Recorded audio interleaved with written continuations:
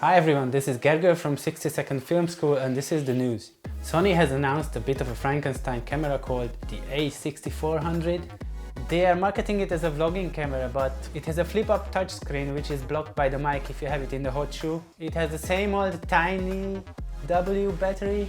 It has no more dimming of the screen when shooting 4K. It has some new tracking AF features in video. Finally, they gave us back the built-in interval timer, which we will also get in a firmware upgrade in the A7R3, the A7 III and the A9.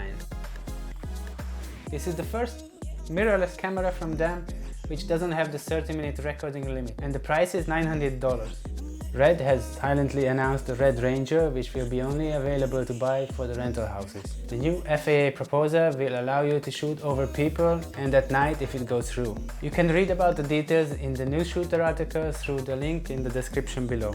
Thank you for watching and please subscribe for more.